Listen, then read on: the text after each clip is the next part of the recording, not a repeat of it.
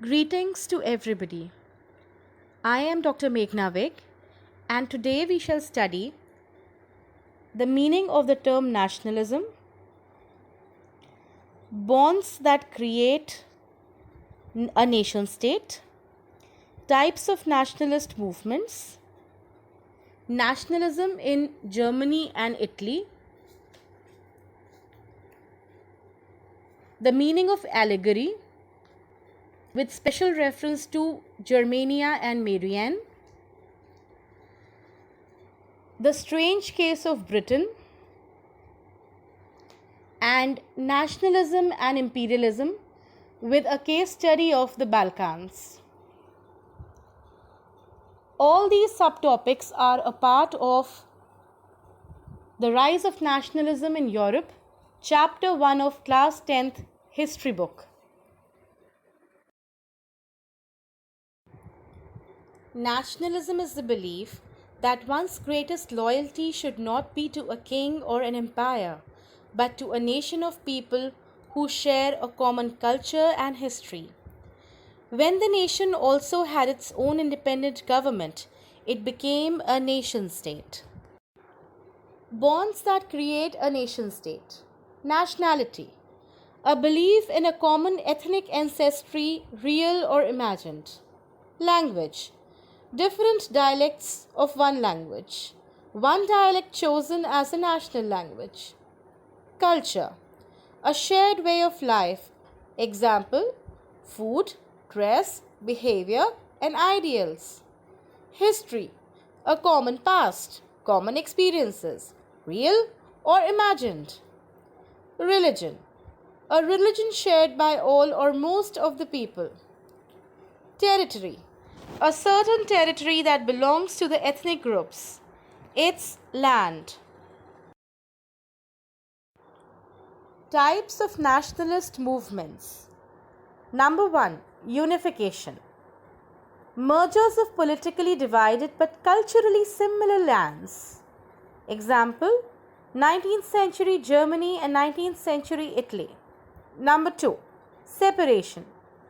Culturally distinct group resists being added to a state or tries to break away.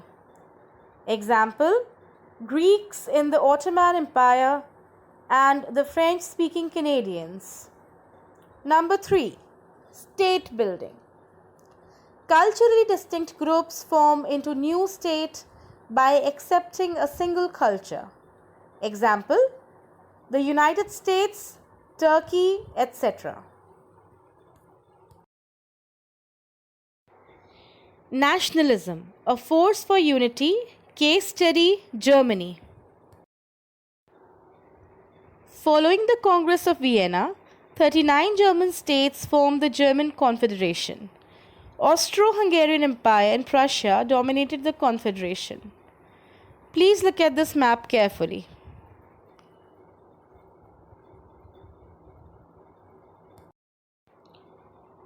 Leaders of the unification process in Germany.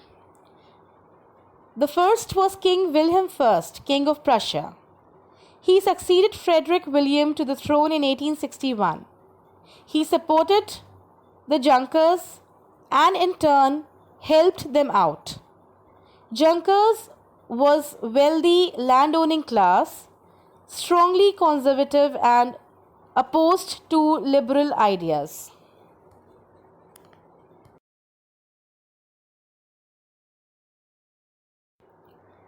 The second leader was Otto von Bismarck. He was a conservative Junker. He became the Prime Minister of Prussia in 1862. After 1848, nationalism in Europe moved away from its association with democracy and revolution. Nationalist sentiments were often mobilized by conservatives for promoting state power and achieving political domination over Europe. This can be observed in the process by which Germany and Italy came to be unified as nation states. In Germany, Prussia took on the leadership of the movement for national unification. Its chief minister, Otto von Bismarck, was the architect of this process, carried out with the help of the Prussian army and bureaucracy. Three wars over 7 years with Austria, Denmark, and France ended in Prussian victory and completed the process of unification. In January 1871, the Prussian King William I was proclaimed German Emperor in a ceremony held at Versailles. Nationalism, a force for unity. Case study, Italy.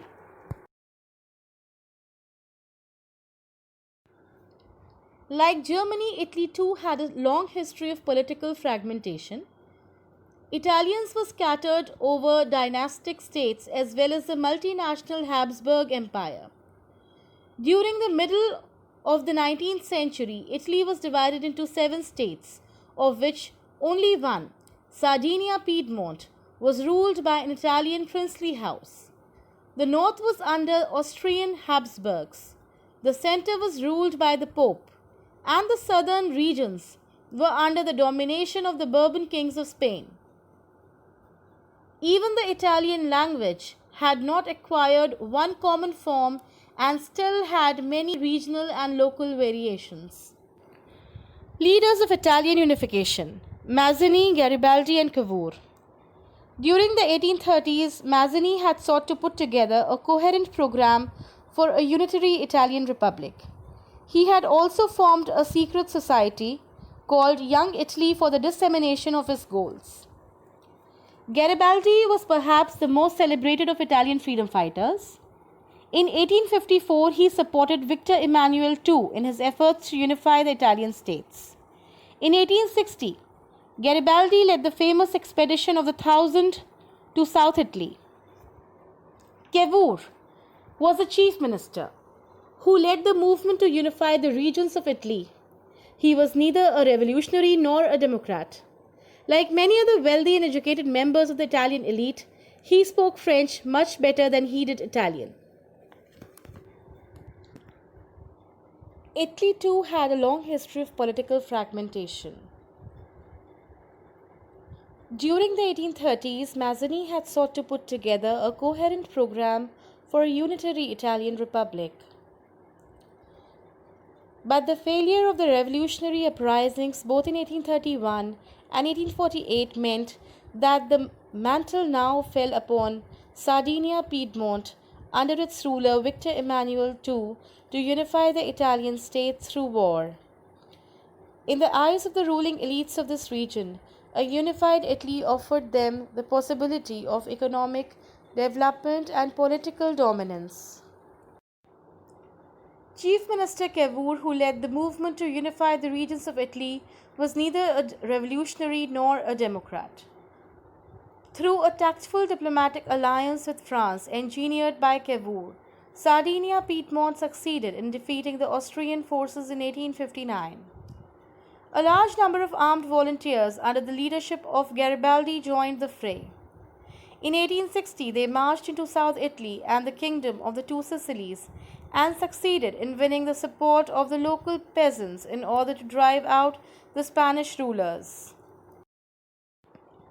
In 1861, Victor Emmanuel II was proclaimed the King of Unified Italy. However, much of the Italian population remained unaware of the liberal nationalist ideology. The peasant masses who had never heard of Italia believed that the La Talia was Victor Emmanuel's wife. In Britain, the formation of the nation-state was the result of a long drawn-out process.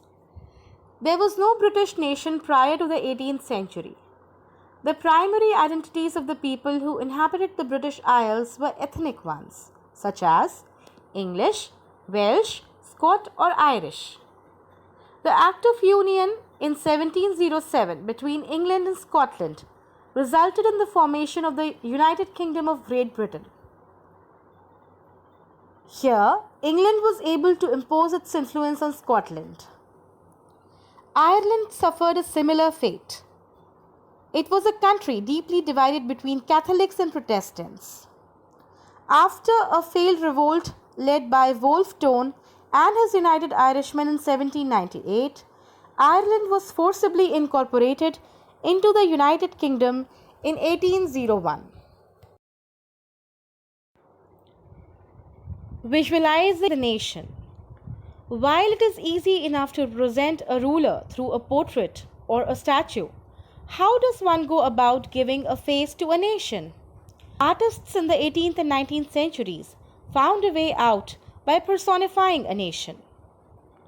Female allegories were invented by artists in the 19th century to represent the nation.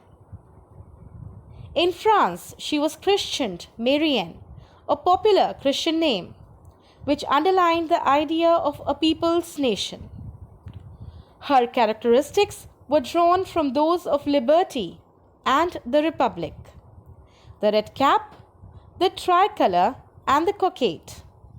Statues of Marianne were erected in public squares to remind the public of the national symbol of unity and to persuade them to identify with it. Marianne images were marked on coins and stamps. Similarly, Germania became the allegory of the German nation. In visual representations, Germania wears a crown of oak leaves, as the German oak stands for heroism. The most serious source of nationalist tension in Europe after 1871 was the area called the Balkans. The Balkans was a region of geographical and ethnic variation comprising modern-day Romania, Bulgaria, Albania, Greece, Macedonia, Croatia, Bosnia-Herzegovina, Slovenia, Serbia, and Montenegro. A large part of the Balkans was under the control of the Ottoman Empire. The spread of the ideas of romantic nationalism in the Balkans, together with the disintegration of the Ottoman Empire, made this region very explosive. One by one, its European subject nationalities broke away from its control and declared independence. As the different Slavic nationalities struggled to define their identity and independence, the Balkan area became an area of intense conflict. The Balkan states were fiercely jealous of each other, and each hoped to gain more territory at the expense of the others. Matters were further complicated because the Balkans also became the scene of big power rivalry. These rivalries were very evident in the way the Balkan problem unfolded. Each power, Russia, Germany, England, Austro-Hungary, was keen on countering the hold of other powers over the Balkans and extending its own control over the area. This led to a series of wars in the region and finally the First World War. Conclusion: European ideas of nationalism were nowhere replicated, for people everywhere developed their own specific variety of nationalism. But the idea that societies should be organized into nation states came to be accepted as natural and universal. That ends our chapter. Thank you very much for listening. Goodbye.